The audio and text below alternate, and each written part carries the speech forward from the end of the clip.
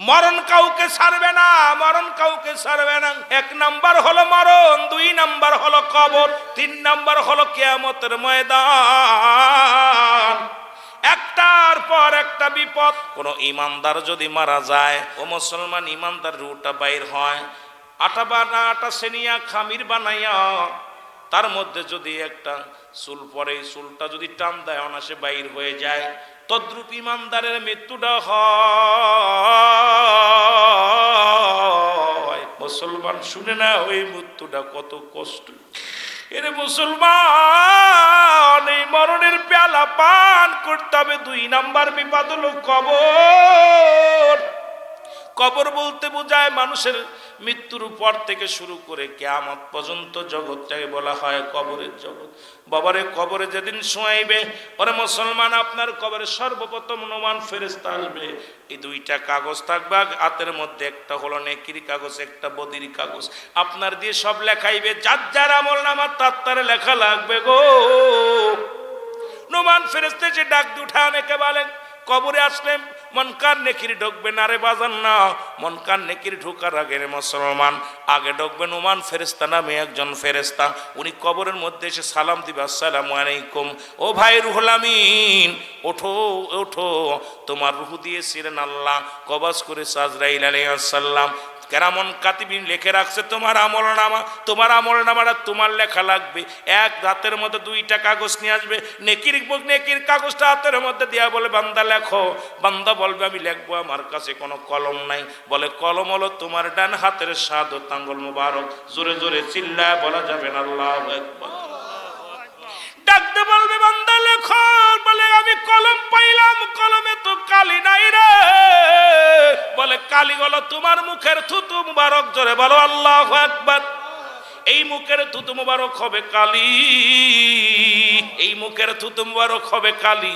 বলে বান্দা কালি পাইলাম, ফেরেশতারে কালি পাইলাম, এখন তো কাগজ পাই না। বলে কাগজ হলো তোমার কবরে তিন টুকরা কাপড়ের কাপড় দেওয়া হবে।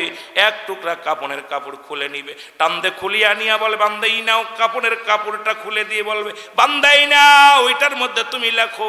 সেকেন্ডের মধ্যে লেখা হয়ে যাবে, কম্পিউটারের মতো সেকেন্ডের মধ্যে লেখা হয়ে যাবে। লেখা যখন শেষ হয়ে যাবে, দ্বিতীয় কাপড়ের টুকরা কাপড়টা টান্দে খুলে নিবে, টান্দে খুলিয়া নিয়া বলে বান্দা লেখো, এইবারে লেখো।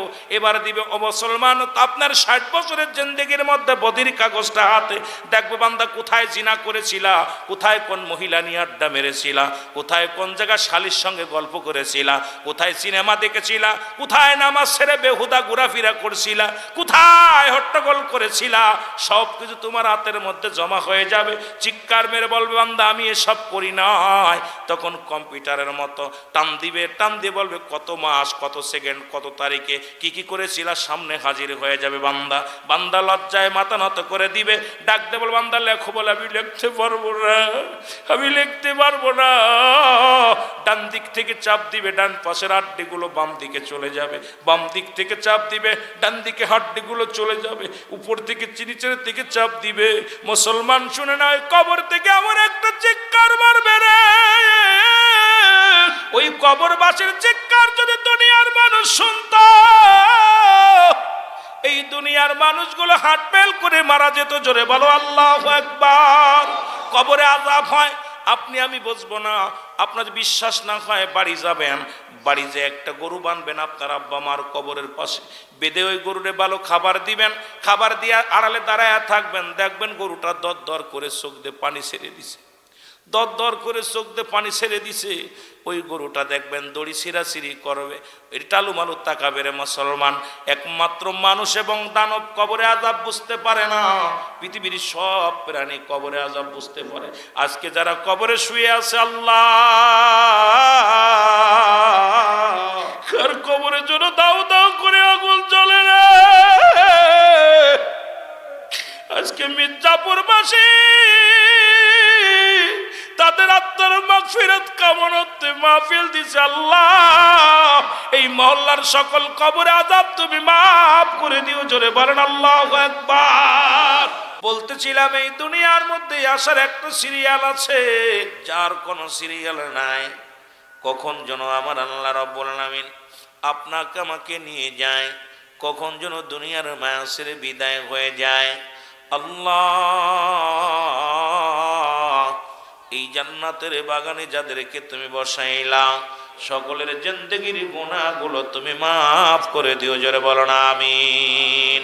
মানুষের মৃত্যু হয় দুইটা টাইমে, একটা হলো রাতের বেলা, একটা হলো দিনের বেলা। এ মুসলমান দিন শুরু করেছিলাম মৃত্যুবরণ করো নয়, রাত শুরু করে 11টা পার হয়ে গেছে মৃত্যুবরণ করো নাই। সকাল পর্যন্ত জীবিত থাকবা কেউ বলতে পারি না, জোরে বলেন ঠিক কি না? যে কোনো মুহূর্তে আপনি আমি দুনিয়ার মায়া ছেড়ে চলে যেতে পারি। অদরদি বন্ধু, এই জন্য আমাদের সদা সর্বদায় মরণের চিন্তা করতে হবে। মানুষের 3টা বিপদ, নাম্বার 1 হলো মানুষের মরণ, 2 নাম্বার হলো কবর, 3 নাম্বার হলো কিয়ামতের ময়দান। জোরে জোরে চিল্লায় বলা যাবে না আল্লাহু আকবার। আজকে দাদার লাশ কানি যে নাতি নিচে কাঁদে, সেই দাদাই জানে নাতির লাশ কত ভারী, সন্তানের লাশ কত ভারী।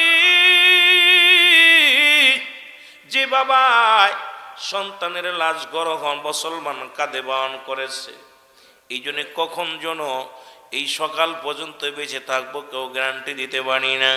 কোরআনুল কারীমের মধ্যে যতগুলো সূরা আছে, যতগুলো আয়াত আছে, সব অস্বীকার করতে পারবেন।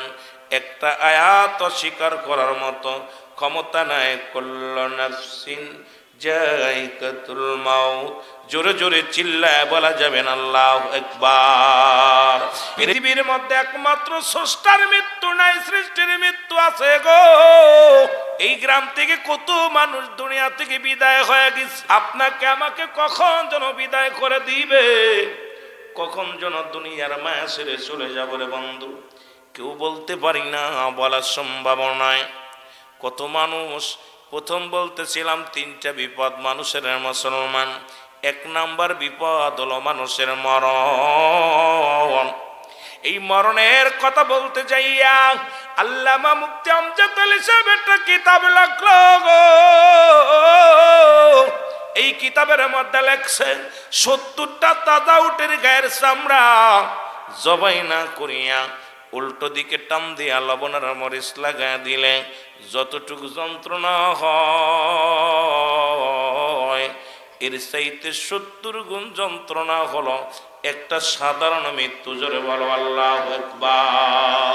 দাদু ভাইরা শুনে না, এখন একা আমাদের অনেকের মরণকালে পায়খানা করে দিই, অনেকেই মরণকালে প্রস্রাব করে দেয়, অনেকেই মরণকালে জিহ্বাটা বড় হয়ে যায়। মরণকালে অনেকের মুসলমান জিহ্বাটা বড় হয়ে যায়, চোখ দুটি বড় বড় হয়ে যায়, একটা অঙ্গ পড়ে যায়, পায়খানা প্রস্রাব করে দেয়। তাদের মরণটা কত কঠিন হয়। এই মরণের পেয়ালা পান করতে হবে মুসলমান, জোরে বলেন ঠিক কিনা? এর আজকে ঠান্ডার রাত্রে আমরা আসি না, মনে করি ঠান্ডা লেগে যাবে, এমন একটা জায়গায় রেখে দিবে যেখানে বালিশ নাই, যেখানে কম্বল নাই, যেখানে কেউ সাথী নাই, কোনো বন্ধু নাই, কোনো বাতি নাই। এই সেই জায়গার আমরা সবাই মুসলমান যাত্রী। সেই কবরে যাওয়ার আগে আমাদের ইমানটাকে সালিম করার দরকার আছে কি না? আর একটু জোরে বলেন আছে কি না? মুসা আলাইহিস সালাম রওনা দিছে তুর পাহাড়ে। হঠাৎ করে মুসা আলাইহিস সালামের সঙ্গে একজন বৃদ্ধর দেখা। ডাকতে বলে, বৃদ্ধ ডাকতে, একজন ডাকতে বলে, নবী মুসা তুমি কই যাও গো?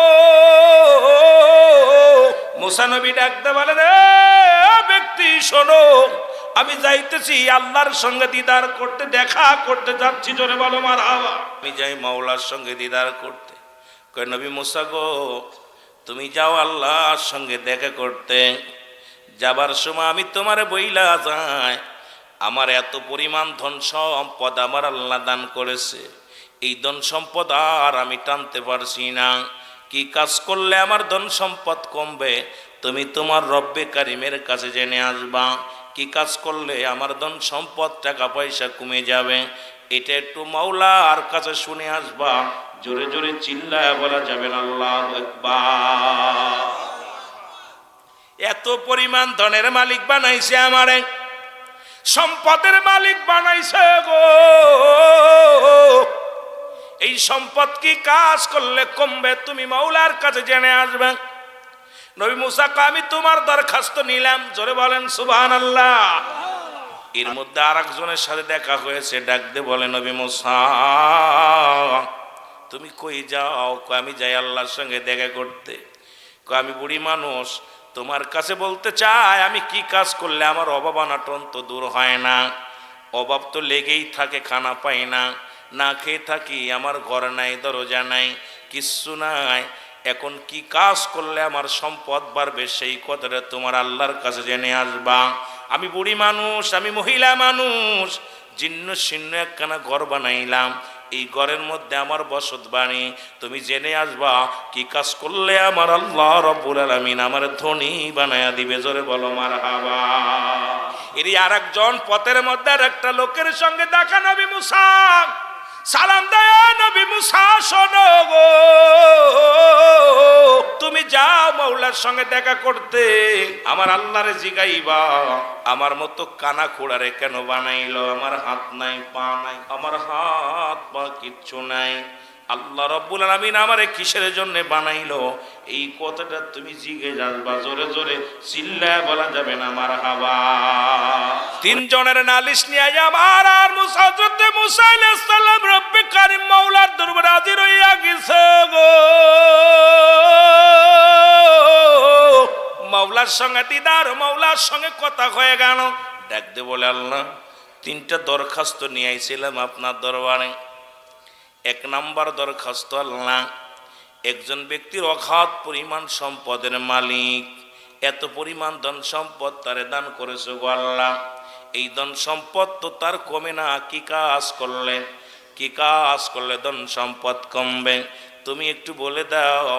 আমার আল্লাহ বলে যাও রে মুসা যাও, যে ব্যক্তিকে আমি আল্লাহ ধন সম্পদ দিয়েছি সে যেন অমুসলমান, শুনে নাও শুনে নাও, সে যেন আমার না শুকরিয়া আদায় করে কোনো যখন সম্পদ কমে যাবে, কারণ যেন সে যদি না শুকরিয়া আদায় করে, আমার শুকরিয়া আদায় না করলে দিনে দিনে তার দরিদ্র হয়ে যাবে, দিনে দিনে তার অভাব অনাটন দেখা দিবে।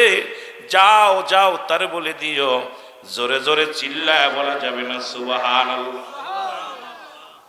মুসা আলাইহিস সালাম ডাক দে আল্লাহ দ্বিতীয় নাম্বার দরখাস্ত, এক বুড়ি, আল্লাহ গো এক বুড়ি দরখাস্ত করেছে, সে নাকি অভাবের মধ্যে আছে, তার অভাব, খাবার পায় না, ছোট্ট একটা কুড়ে ঘর। আমি আসতেছিলাম তোমার দরবারে দিদারের জন্য গো। ওই বুড়ি মা ডাক দে বলছো আল্লাহর নবী মুসা তুমি যাও কোথায়?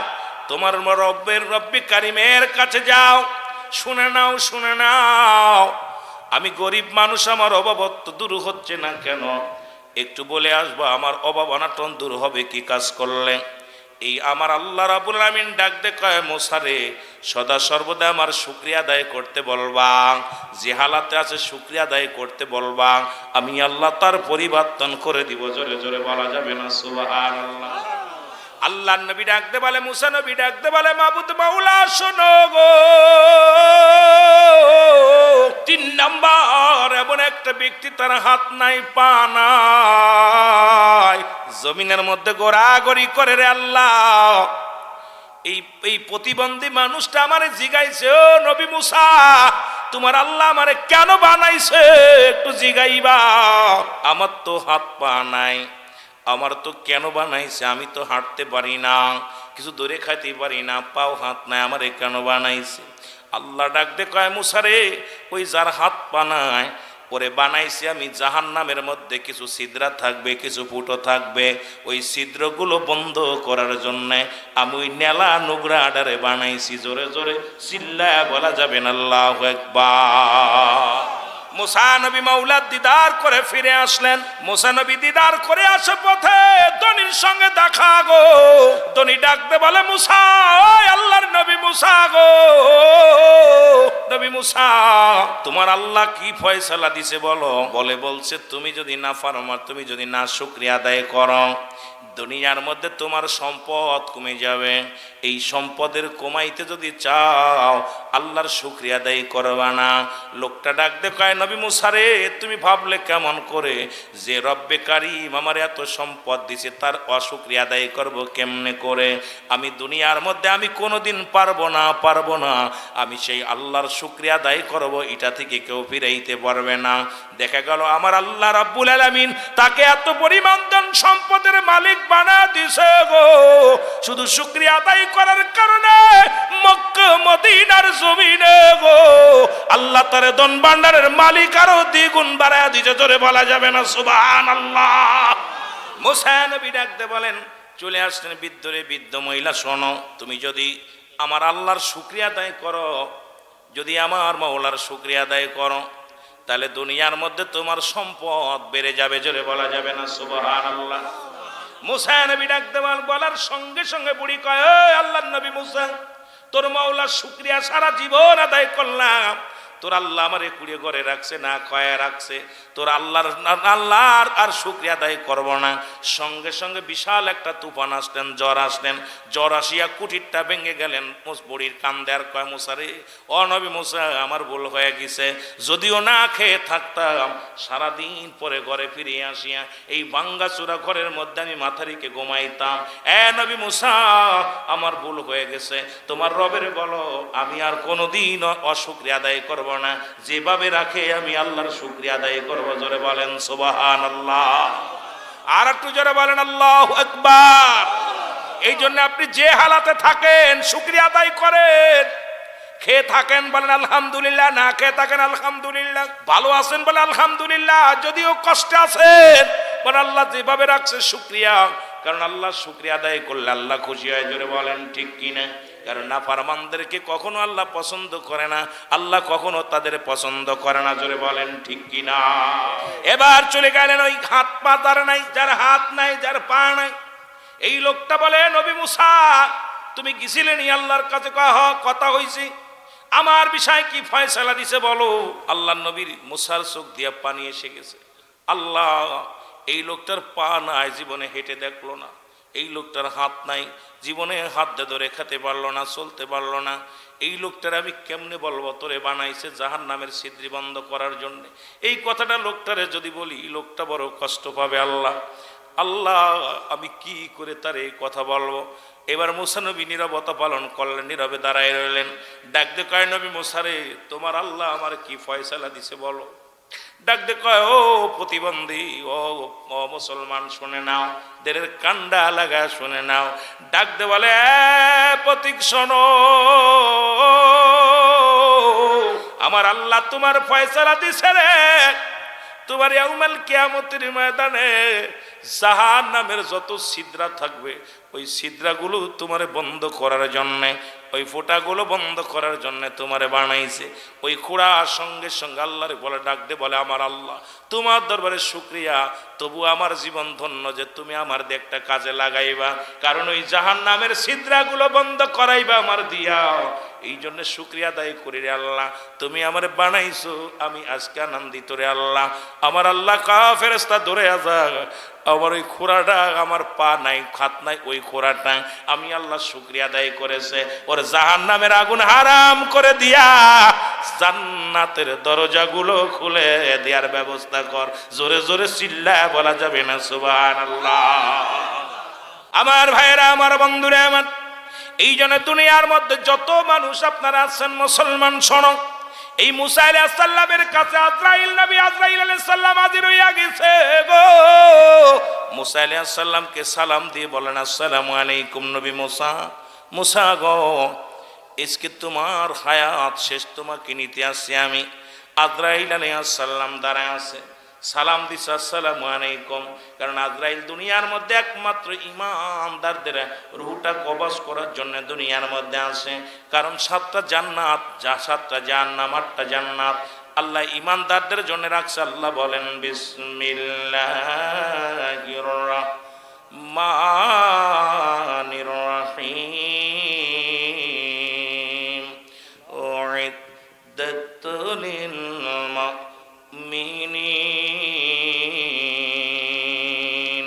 আল্লাহ বলে মুমিনদের জন্য, মুত্তাকিনদের জন্য আমি আল্লাহ প্রস্তুতি করে রাখলাম 8টা জান্নাত গো।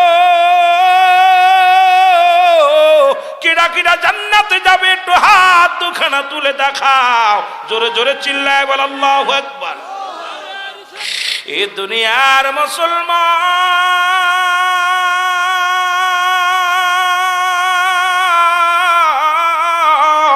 আজরাইল এসে সালাম দা, আসসালামু আলাইকুম নবী মুসা। মুসা ওয়ালাইকুম আসসালাম, তুমি কি বলে আমায় আজরাইল কেন আসছো? বলে হুজুর আপনার রুহটা বাইর করার জন্য আসছি, আল্লাহ রাব্বুল আলামিন আপনাকে নেওয়ার জন্য পাঠিয়ে দিয়েছে রে বাবা। কত যুবক রাস্তা দিয়ে ঘুরিস, কত কি করিস, কোন আজরাইল চলে যায়। আজকে চট্টগ্রাম থেকে আসতে পথে দেখলাম সিএনজি প্রাইভেট মুসলমান শোনো ট্রাক সংঘর্ষে 6 জনের ভিতরে 4 জনই দুনিয়া থেকে বিদায় হয়ে গেছে। বেশি দূরে নয় রে বাবা, আপনাদের এই বাড়ির কাছেই পিরায় মুসলমান শোনো। এ বাবারা শুনে নাও, শুনে নাও, এই চান্দিনার পাশে বিশাল দুর্ঘটনা, ট্রাক আর বাসে মুখোমুখি, এখানেও 4 জন দুনিয়া থেকে বিদায় হয়ে গেছে। কে জানে, কে জানে দুনিয়া থেকেই বড় অবস্থায় চলে যাব, কেউ বলতে পারি না কখন কোন হালাতে মৃত্যু হয়ে যায় রে বন্ধু। ও দুনিয়ার মানুষ না, এই মরণের চিন্তা কেন তোমার অন্তরে হয় না গো? বুড়া হয়ে মরবা কেউ বলতে পারি না। ও যুবক, চোখের পানি সার জান্নাতের বাগানে, হাসির মঞ্চ নয়, গানের মঞ্চ নাই মাহফিল। এই মাহফিলটা হবে চোখের পানি সারার মাহফিল। যে তুইটা রিয়াজুল জান্নাত বেহেশতের বাগান, বেহেশতের বাগানে আইছি গুনাহ মাফের জন্য। চোখের পানি যদি ছাড়তে পারিস রে যুবক, আরে কার জীবনের শেষ মাহফিল হয়ে যায়। কত বছর কতজন বসেছিল, আজকে তাদের মধ্যে অনেকে নাই, আগামী বছর বসবে এমন কোনো গ্যারান্টি নাই। জোরে বলেন ঠিক কিনা? আর একটু জোরে জোরে চিল্লায় বলো আল্লাহু আকবার। হযরত মুসা আলাইহিস সালাম ডাকতে বলে আজরাইল তুমি আমার রুহটা নিয়ে যাবা। ঠিক আছে রে আজরাইল, আমার কোন জায়গাতে ঢুকবা বলো রে মুসলমান। ইমানদারের কত পাওয়ার, মুমিনের কত পাওয়ার। বাবারা আপনাদের কত দাম। এই যে রাত জেগে নামাজ পড়েন, এই শীতের রাত্র জুবানাইয়া রোজা রাখেন, না খায় আবাদত বন্দেগি করেন, জান্নাতের বাগান আঁকড়ে ধরে রাখছেন, আপনাদের বড় দাম। কারণ ওই জাহান্নামীদের জন্য আল্লাহ প্রস্তুতি করে রাখছে, বেঈমান মুনাফিকদের জন্য। আল্লাহ বলেন কাফিরিন, ওই কাফের বেঈমান মুনাফিকদের জন্য প্রস্তুতি করা আছে 7টা জাহান্নাম। ইমানদারের জন্য 8টা জান্নাত, ইমানদারের জন্য 8টা জান্নাত, কাফের মুশরিকদের জন্য 7টা জাহান্নাম। আল্লাহ প্রস্তুতি করে রেখে দিয়া বলছে কোনটা ভালো কোনটা মন্দ বোঝার ক্ষমতা আপনাকে আমাকে দিছে। এখনো যদি আমাদের জ্ঞান না হয় রে মুসলমান, আমরা জানি এই রাস্তা দিয়ে গেলেই পুলিশে ধরবে, কেউ যাব না। জোরে বলেন ঠিক কিনা? যাবেন কেউ?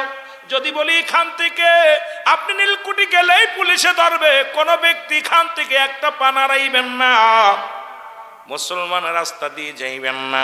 যদি কয় সেনাবাহিনী গুলি করবে, কেউ যাবেন না।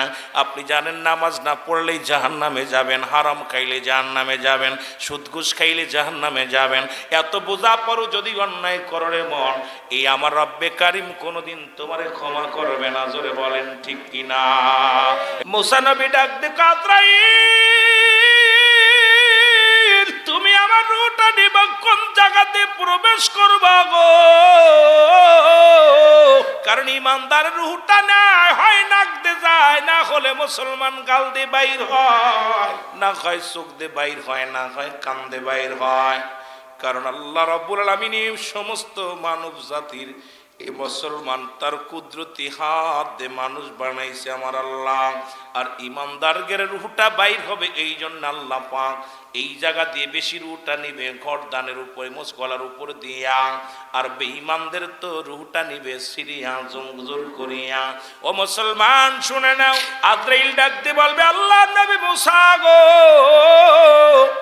আপনার রুহটা নিব আমি চোখ দিয়া। জোরে বলো আল্লাহু আকবার। আমি ভিতরে ঢুকবো চোখ দিয়া, মুসা নবী আজরাইল দাঁড়াও, আমার এই চোখ দিয়ে তোমার ঢুকতে দিতে পারি না, কারণ তুমি কি জানো না আমার চোখ দিয়া রব্বি কারিমের ওই আরশ। মুসলমান শুনে নাও, শুনে নাও, তোর পারে যাইয়া আমার আল্লাহর নূরের তাজাল্লি মুবারক আমি চোখ দিয়া দেখেছি। আমার এই চোখ দিয়ে তোমার আমি কোনোদিন ঢুকতে দিতে পারি না রে। ও আজরাইল দাঁড়াও, এই চোখ দিয়ে তোমারে কোনোদিন ঢুকতে দিব না। আজরাইল কয় নবী মুসা তাহলে কান্দে ডাকব। আল্লাহর নবী মুসা ডাক দে, আজরাইল শুনে নাও, আমার আল্লাহর সঙ্গে যখন কথাবার্তা বলেছিলাম এই কান্দে আমি কথা শুনেছি, আমার এই কান্দে তোমারে ঢুকতে দিতে পারি না। এরে ডাকতে বলে নবী মুসা, ডাকতে বলে আজরাইল, এরে আমার এই কান্দে আমার আল্লাহর কথা শুনেছি রে, আমার এই কান্দে তোমার ঢুকতে দিতে পারি না। এরে আজরাইল বলে, ও মুসা তাহলে তোমার মুখ দিয়ে ঢুকবো। ডাক দে কয়, ও মুসা মুখ দিয়া ঢুকবো। আজরাইল বল, মুসা নবী কয় আজরাইল এই মুখ দিয়ে আমি আল্লাহর সঙ্গে কথা বলেছি রে, আমার এই মুখ দিয়ে তোমারে ঢুকতে দিতে পারবো না। আজরাইল কয় নবী মুসা রে, আমি আল্লাহর হুকুম পাইছি, আমার যে জায়গাতে পারবো সেই জায়গাতে ঢুকবো, আমার মন যেদিকে চাই সেই জায়গাতে আমি প্রবেশ করব, বাধা তুমি দিতে পারবা না। জোরে জোরে চিল্লায় বলা যাবে না আল্লাহু আকবার। মুসা আলাইহিস সালাম জোরে একটা থাপ্পড় লাগা দিয়েছে আজরাইলের মুখে গো। এরে আজরাইলের এক থাপ্পড় খাইয়া আজরাইলের চোখ গেছে একটা উপরে পড়িয়া। জোরে জোরে চিল্লায় বলা যাবে না মারহাবা। চোখটা উপরে গেছে। আল্লাহ কয় আজরাইল খবর কি আগে বলো। বলে রাব্বি কারীম, ওরে তোমার ইমানদার মুসা এমন থাপ্পড় লাগাইছে, রূহ তো বাইর করা দূরের কথা, থাপ্পড় খায় আমি বসে আছি, আমার চোখটা ফালাইছি আড়াইয়া, আল্লাহ রুহটা বাইর করবো আমি। কয় মুসা আর দরকার না, ও আজরাইল আর দরকার নাই, কারণ আমার বন্ধুর আর জান কবজ করা লাগবে না, ওর দায়িত্ব আমি নিলাম, দেখতেছি কি করা যায়। জোরে বলেন এর মুসা নবীর জান কবজ না করতে পেরে আজরাইল গেছে রওনা হইয়া, যাইয়া রব্বে কারীমের কাছে রইছে আরশে যাইয়া দাঁড়াইয়া। আল্লাহ বলে আজরাইল রে কি খবর আগে বলো। বলে আল্লাহ আপনার মুসা এত জোরে থাপ্পড় লাগাইছে, যদি একটু আগায় থাকতাম আমার দাঁতগুলো পড়ে যেত, সব অবস্থা খুব কাহিল হয়ে যেত। আল্লাহ কয় আজরাইল রে আয়, আমার বন্ধু যেহেতু তোরে মারছে, আমি তোর চোখটা আমার কুদরতি হাত দিয়ে ভালো করে দিলাম। জোরে জোরে চিল্লায় বলা যাবে না সুবহানাল্লাহ। আজরাইলের চোখটা ভালো হয়ে গেছে। এবার আজরাইল কয় রব্বি কারীম আমারে সুযোগ দাও, আমি যাব মুসা নবীর জানটা বাইর করতে।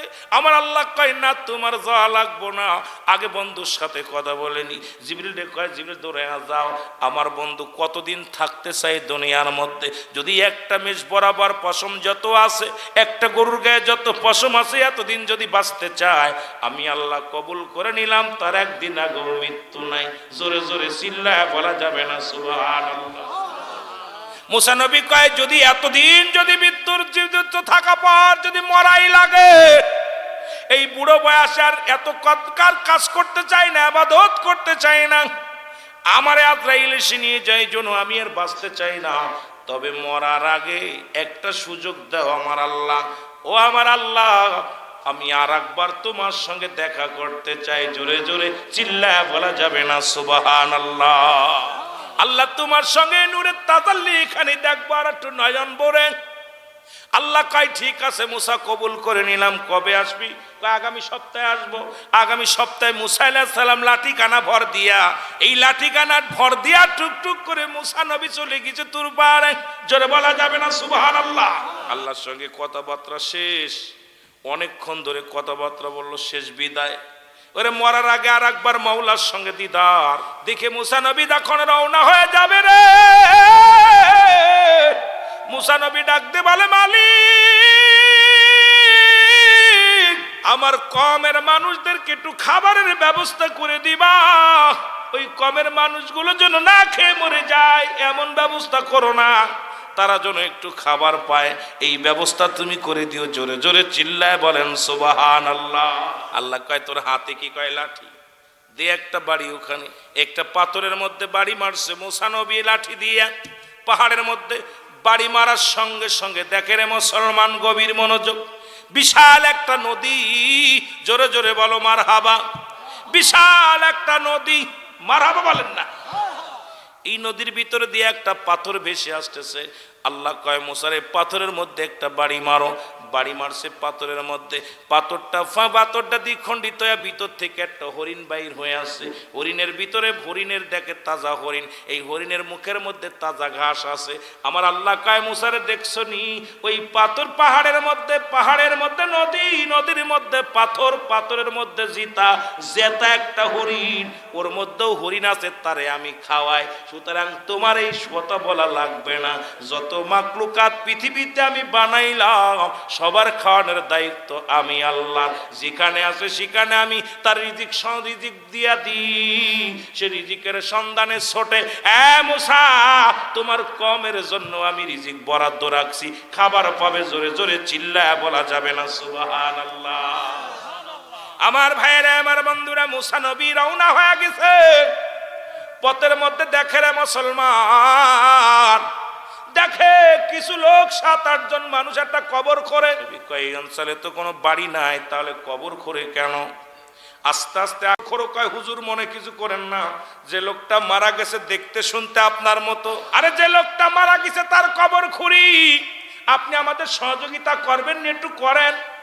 মুসা নবীর হাতে খুন্তা কুড়াল ধরায় দিছে, সুবহানাল্লাহ বলা যাবে না। মুসা নবী নিজের কবর নিজে খোঁড়ে, নিজের কবরটা নিজে যখন খোঁজা শেষ হয়ে গেছে রে, মুসা নবী ডাক দে কয় ভাই আপনাদের তো ভালো চিনলাম না, তবে কবরটা খোঁজা তো শেষ হয়ে গেল, মাপটা কেমন হবে একটু জানলে ভালো হতো।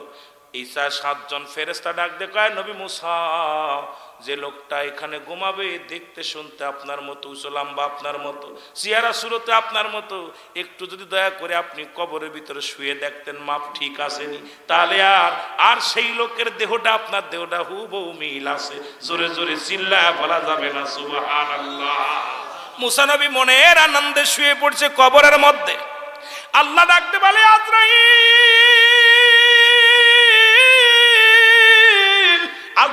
তাড়াতাড়ি যাও, আমার নবী মুসার রূহটা নিয়ে আয়, জোরে জোরে বল আল্লাহু আকবার। দেরি আর করিস না, দৌড়ে যাও। তবে যাবার আগে আমার নবী মুসা বড় ফল ভালোবাসতো, আমার নবী মুসার জন্য একটা আপেল ফল নিয়ে যা। আমার নবী যখন ওই আপেলের মধ্যে কামড় দিবে রে, ওই আপেলটা খাইতে শুরু করবে, খাওয়ার মাধ্যমে তুই ঢুকে যাবি, যখন খাওয়া শেষ হয়ে যাবে রুটা টান দিয়ে বাইর করে নিবি, জোরে জোরে চিল্লায় বলা যাবে না সুবহানাল্লাহ। এই জন্য অনেক মানুষ খানা খাইতে যে মারা যায়, জোরে জোরে চিল্লায় বলা আল্লাহু আকবার। মুসা আলাইহিস সালামের কাছে আজরাইল আইয়া কয় হুজুর কবর ভিতরে শুই। মুসা নবী কবর পরে শুইয়া খুব আনন্দ, আহারে নির্জন কবর, কেউ নাই, এত নির্জনে থাকবে কেমন, একা একা কল্পনা করতেছে। আয়া ফেরেশতা কয় হুজুর এই লন আপেলটা খান, ক্লান্ত হয়েছেন, কবর খুঁজতে কষ্ট হয়েছে আপনার, কবর খুঁজছেন তো আপনার আমাদের তরফ থেকে হাদিয়া নেন, খান। মুসা নবী পায় আপেলটা, খুব আপেল প্রিয়, খুব খাবার আপেলটা পছন্দ করতে মুসা নবী, আপেলটা হাতের মধ্যে দিচ্ছে, মুসা নবী কামড় দিয়ে খাচ্ছে। আল্লাহ আজরাইল তাড়াতাড়ি ঢোক, দেরি করিস না, আপেল যদি খাওয়া যায় ঢুকতে দিবেন না, টের পেয়ে গেল ঢুক, তাড়াতাড়ি ঢোক। মুসা নবীর রুহুর ভিতরে ঢুকে গেছে, কামড়ের সঙ্গে সঙ্গে ঢুকে গেছে, আস্তে আস্তে করে রুহুটা বাইর করছে। যখন জানটা বাইর হয়ে গেছে, আল্লাহ ফেরেশতারা দৌড়ে যা, আমার মুসারে কবর থেকে উত্তোলন করে গোসল করায় জান্নাত থেকে কাপড় নিয়ে, জান্নাত থেকে পানি নিয়ে, পানির মুসা আলাইহিস সালামের জান্নাত থেকে পানি আনা হয়েছে, জান্নাত থেকে কাপড় আনা হয়েছে, মুসা আলাইহিস সালামের কাফন দাফন ফেরেশতারা করেছে। মুসলমান শোনো, মুসা আলাইহিস সালামের কাফন দাফনের দায়িত্ব দিয়েছিল ফেরেশতাদেরকে, অসংখ্য ফেরেশতারা জানাজার নামাজে শরীক হয়েছিল, দোয়ায় শরীক হয়েছিল। মুসলমান আজ পর্যন্ত মুসা আলাইহিস সালামের কবরটা অনেকে খুঁজে পায় নাই, কারণ অনেকের ধারণা যে মুসা আলাইহিস সালাম এই পথে যাইতো তোর পারে, হয়তো এর মাঝে মুসা আলাইহিস সালাম শুয়ে আছে, এর একটা আকার আকৃতি করে বড় একটা জায়গা ঘিরে রাখছে, এটা মুসা আলাইহিস সালামের মাজার। মুসলমান কিন্তু ওই জায়গা তারপরে কবরটা দেওয়ার পর কবরের মাটিগুলো সমান করে দিছে, যে খুব সমান করে যাতে কেউ টেন না পায় মুসা আলাইহিস সালাম এখানে শুয়ে আছে, জোরে চিল্লায় বলেন সুবহানাল্লাহ।